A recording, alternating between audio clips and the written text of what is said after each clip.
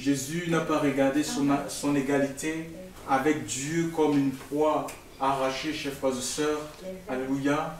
Il a accepté de prendre la condition, d'être dans la condition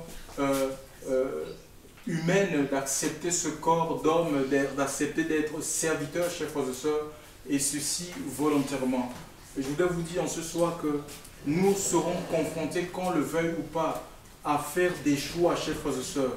La vie chrétienne, elle est faite de choix et de décisions, alléluia, où nous choisirons à marcher dans la vérité, dans la sainteté, dans la pureté de Dieu, où l'Esprit de Dieu sera là, chers frères et sœurs, pour appuyer le témoignage de Dieu, chers frères et sœurs, où nous accepterons de vivre dans la chair, le mensonge et l'hypocrisie religieuse, loin de l'Esprit Saint. Alléluia. Ça dit malheureux. Chers frères et sœurs, Jésus, l'Écriture nous dit qu'il s'est donné. Il a choisi, on l'a chanté, il a choisi lui-même de nous aimer, chers frères et sœurs. Il a choisi de nous aimer plus que sa propre vie. C'est volontairement, il s'est donné. Quand on lit Jean 10, 18, il dit « Personne ne me l'ôte, parlant de sa vie, je la donne de moi-même, tel est le mandat que j'ai reçu de mon Dieu. » Alléluia. Il était venu sur la terre pour donner sa vie. Raison pour laquelle il n'a reculé devant rien, devant les persécutions, les outrages. Chers frères et sœurs, la flagellation, la croix. Il a accepté la mort de la croix. Et pour cela, Dieu l'a souverainement élevé. Il a donné un nom qui est au-dessus de tout nom. Nous, on veut l'élévation, mais qui ne nous coûte pas. Les enfants de Dieu veulent l'élévation. Ils veulent la gloire. Ils veulent rentrer dans la gloire. Mais ils ne veulent pas payer le prix. Chers frères et sœurs, ils ne sont pas prêts à renoncer à la vie de la chair. Ils ne sont pas prêts à renoncer au monde. Ça ne marche pas comme ça, chers frères et sœurs, avec le Seigneur. Alléluia. Dieu, pour élever un homme, Dieu l'abaisse d'abord, chers frères et sœurs. Nous avons besoin, regardez l'histoire de Joseph. Qui n'aimerait pas être comme Joseph? Les gens sont prêts, oui, mais j'aimerais être comme Joseph, gouverneur. Mais avant que Joseph ne devienne gouverneur, regardez son parcours, chers frères et sœurs.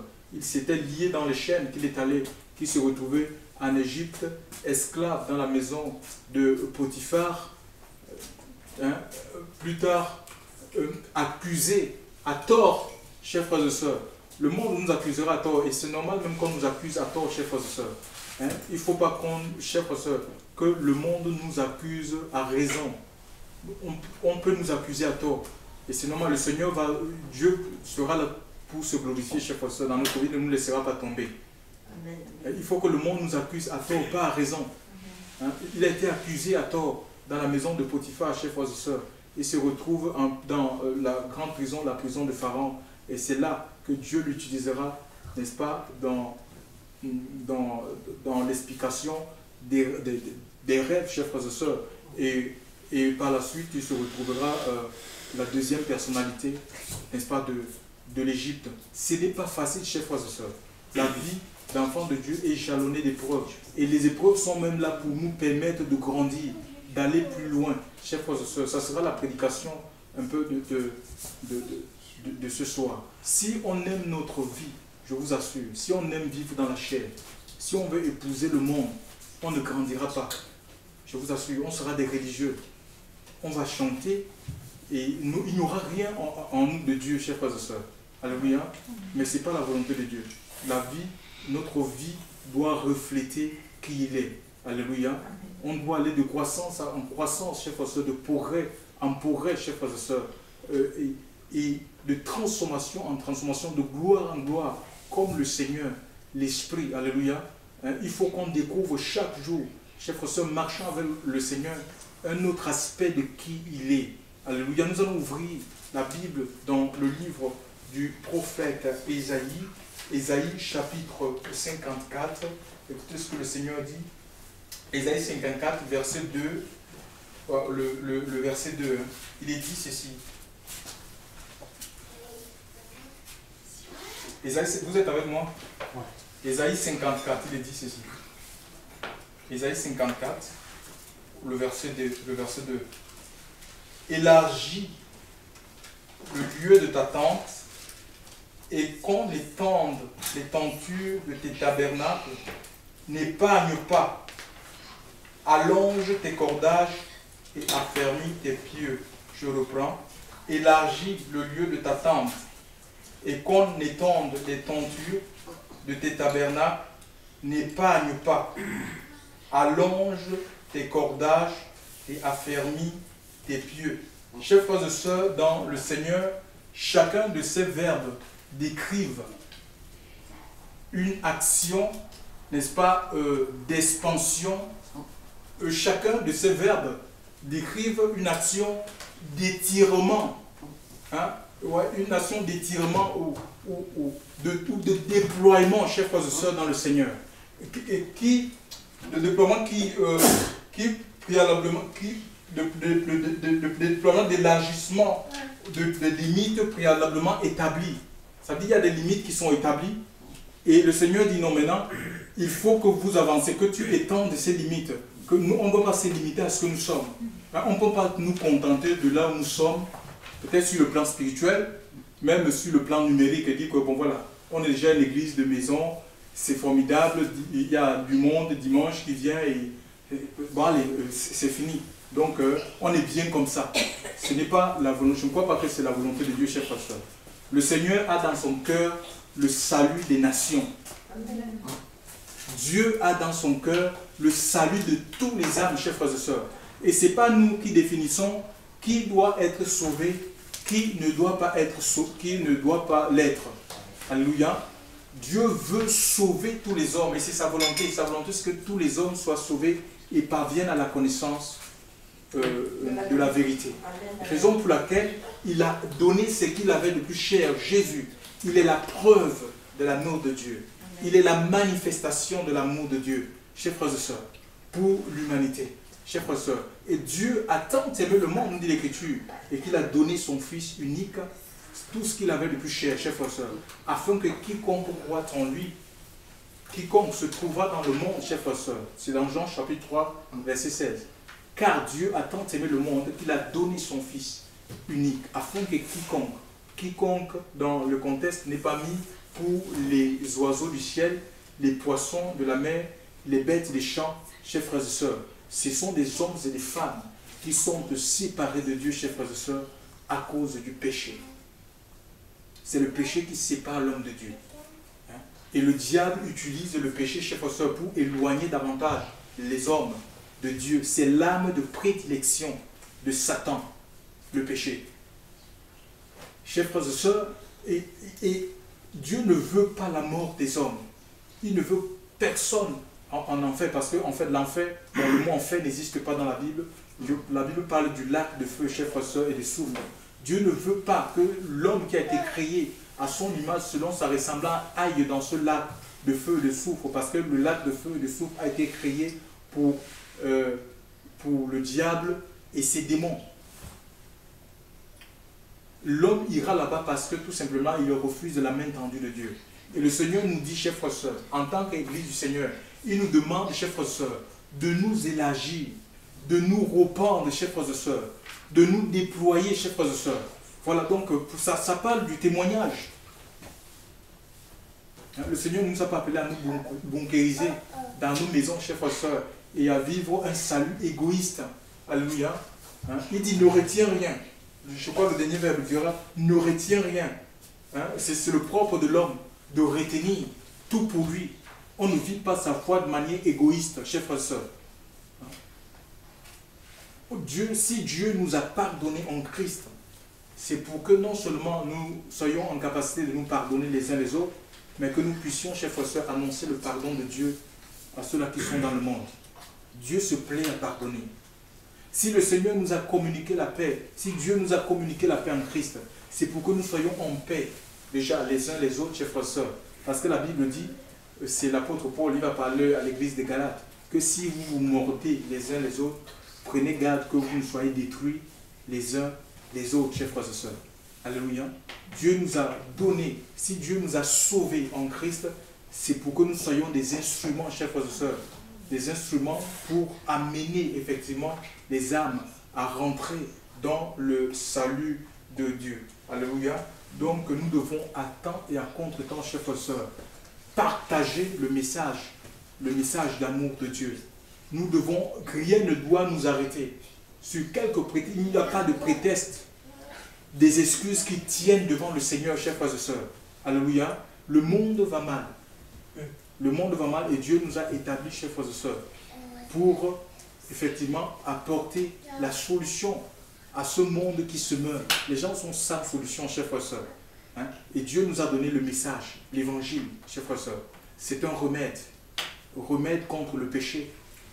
C'est le seul remède qui puisse guérir l'homme du péché. C'est l'évangile qui rapproche les hommes de Dieu. Hein? On ne peut pas rester dans notre coin et vivre dans l'indifférence totale, chers frères et sœurs, noyés par nos inquiétudes, nos soucis. Hein? Chercher d'abord à arranger notre vie avant de voir qu'est-ce qu'on peut faire pour le voisin, chers frères et sœurs. Hein? L'Écriture nous dit que la vie vaut mieux que le vêtement. Hein? On ne peut pas se soucier des choses de la vie comme si on était des païens. Le Seigneur prend soin de nous, chers frères et sœurs. Et il nous demande, chers frères et sœurs, de chercher premièrement le royaume et la justice. Et tout nous sera donné par-dessus, chers frères et sœurs. Nous devons travailler, notre vie doit participer, chers frères et sœurs. Travailler doit participer pour l'avancement de son royaume. Non seulement Dieu nous donne le message, mais notre vie doit être un message, chers frères et sœurs. Doit refléter ce message-là. Ouais, beaucoup veulent parler de Dieu, on ne parle pas seulement du Seigneur, mais il faut que notre vie incarne, chers frères et sœurs, le message. Regardez comment le Seigneur lui-même a vécu. On voit des exemples, vous savez, la parole, les mots, oui, les mots peuvent toucher, mais la vie, chers frères et sœurs, notre vie est plus parlant que des mots. Notre vie doit révéler, chers frères et sœurs, ce que Christ est. Chers frères et sœurs, les gens viendront, ils seront plus touchés en voyant notre façon de vivre. Chers frères et sœurs, en voyant notre façon de nous comporter, de nous conduire. Imagine quelqu'un qui travaille.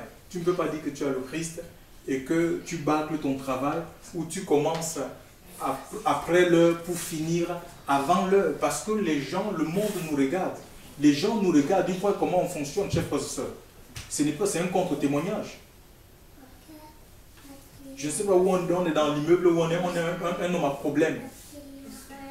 Et tout le monde le sait. Ça va amener les gens à ne pas considérer, même à ne pas prendre en considération nos paroles, chers frères et sœurs, dans le Seigneur. Alléluia. Non seulement nous annonçons, parce que l'Écriture nous dit dans Romains chapitre 10, verset 14, que comment croiront-ils en celui dont ils n'ont pas entendu parler? Donc, c'est la responsabilité de l'Église, alléluia, de ne pas retenir le message qu'ils ont reçu. Il n'est pas question ici de connaître la Genèse à l'Apocalypse. On n'a pas besoin d'apprendre la Genèse à l'Apocalypse, chers frères et sœurs. Hein? Comment croiront-ils en celui dont ils n'ont pas entendu parler? Il est question de Christ, de faire entendre parler de Christ. C'est ça, l'évangélisation, ce n'est pas parler de son pasteur. L'évangélisation, ce n'est pas parler d'une organisation, hein, ou d'une structure quelconque. Non, c'est de parler de Christ. L'évangélisation consiste à amener les âmes à Christ, pas à un homme. C'est lui, Actes chapitre 4, verset 12 dit, « Car il n'y a de salut en aucun autre, car il n'y a sous le ciel aucun autre nom qui ait été donné parmi les hommes par lequel nous devions être sauvés. » Et le mot salut ici, c'est sozo en grec. Sozo qui veut dire guérir. Le Seigneur guérit le corps malade. Sozo qui veut dire racheter. Le Seigneur, il a donné sa vie pour racheter notre esprit, chers frères et sœurs. Pour que notre esprit, lorsqu'il viendra, nous vivions dans la présence de Dieu pour l'éternité. Le sozo aussi, ça parle aussi de la guérison de nos émotions, chers frères et sœurs. Il y a des gens qui ont été, donc la guérison, quand je parle de l'émotion, c'est les âmes, le siège des émotions, des sentiments. Dieu guérit des peines de l'âme. Il veut donner la joie dans notre âme, chers frères et sœurs, la joie du salut. Alléluia. Le Seigneur nous guérit, nous sommes tripartis, nous sommes corps, âme, esprit, et le Seigneur nous guérit, il guérit tout notre être, chers frères et sœurs. Alléluia. Et ça, il n'y a que le Christ pour faire cette œuvre. Comment croiront-ils? Comment invoqueront-ils celui en qui ils n'ont pas cru? Et comment croiront-ils s'il n'y a personne qui prêche? Il faut que les gens prêchent. Il faut que les gens annoncent le message. Donc nous ne devons pas retenir, chers frères et sœurs, ce que nous avons reçu. Alléluia. Le témoignage, ce que le Seigneur a fait dans notre vie est suffisant pour parler au cœur d'une personne. Hein? Il n'est pas question d'aller réciter les gens, les petits prophètes, les grands prophètes, la Bible, les études bibliques. Non. Ce que le Seigneur a fait dans ta vie, si réellement si tu es dans l'obéissance à Dieu, tes paroles seront animées, chers frères et sœurs. Tu parleras et on t'écoutera, chers frères et sœurs. Les gens seront touchés. C'est suffisant pour qu'une personne puisse se tourner vers Dieu.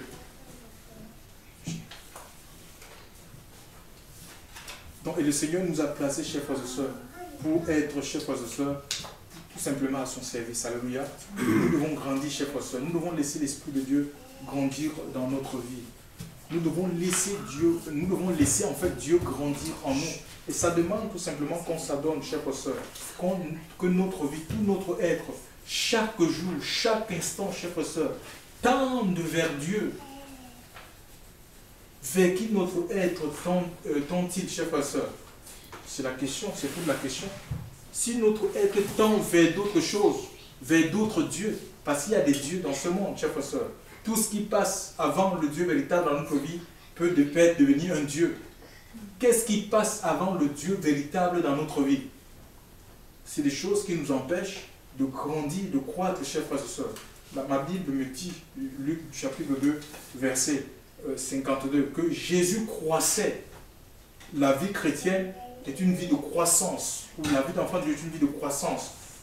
Dieu ne nous a pas appelés à être seulement enfants. Et Jean lui-même, Jean-Baptiste, le cousin de Jésus, il dira, il faut que je diminue et qu'il croisse. Donc qu'il grandisse. Qui doit grandir? C'est le Seigneur. Alléluia, le Seigneur doit grandir. On doit laisser le Seigneur grandir en nous. Et ça demande tout simplement qu'on obéisse à sa parole. Et il y a le dernier verbe dit ceci. Et affermis tes pieux. Et affermis tes pieux. Et affermis tes pieux. Donc les pieux, ouais, c'est des piquets qui permettent à la tente d'être debout. C'est des piquets, donc des piquets qui sont pointus. Voilà, on les met au sol et ça permet à la tente. Et notre vie, c'est comme une tente, chers frères et sœurs. Notre vie, c'est une tente. S'il n'y a pas de piquets, ben nous serons à terre. La tente, la bâche ne peut pas tenir. Le corps, c'est comme une tente, chers frères et sœurs. Le Seigneur dit affermis, solidifie tes pieds, chers frères et sœurs. Hein, peut-être la foi, elle est branlante, une foi chancelante. Comment est notre amour? Comment est-ce que nous aimons le Seigneur? Quand tout va bien et quand tout va mal, on se retire, chers frères et sœurs dans le Seigneur. Comment nous fonctionnons dans la justice de Dieu? Le Seigneur nous a donné ses pieds, chers frères et sœurs. C'est ce qui nous permet de tenir, chers frères et sœurs, dans notre marche. Nous avons besoin de nous revêtir de la justice de Dieu. Le Seigneur nous a revêtus de sa justice pour qu'on pratique. Pas qu'on vive dans le favoritisme, les combines, chers frères et sœurs, les partis pris. Non. Il dit affermis tes pieds, chers frères et sœurs. Hein? Ainsi nous allons prospérer, chers frères et sœurs. Nous allons grandir, nous allons maturer. C'est le but de Dieu, chers frères et sœurs. Grandir dans la vie de prière, grandir dans l'adoration, grandir dans l'intercession, chers frères et sœurs. Grandir dans la louange. Alléluia. Dieu va nous renouveler, chers frères et sœurs, dans l'exercice même du service qu'il nous a confié, chers frères et sœurs, dans le Seigneur. Alléluia. Dieu va nous renouveler, chers frères et sœurs. Nous serons renouvelés. C'est une vie de renouvellement. Une vie de renouvellement. Je vais vous lire l'histoire d'un homme. C'était Jacob. Donc, à la fin de sa vie, il va appeler tous ses fils et il va prononcer des paroles, chers frères et sœurs. Il va donner des paroles claires à chaque enfant. De Ruben à Benjamin. Benjamin qui était son dernier. Il va donner, moi, je ne sais plus, celui qui m'intéresse ici, c'est Joseph.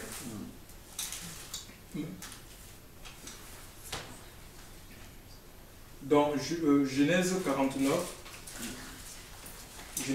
22, il dit ceci. Joseph est une branche qui porte du fruit.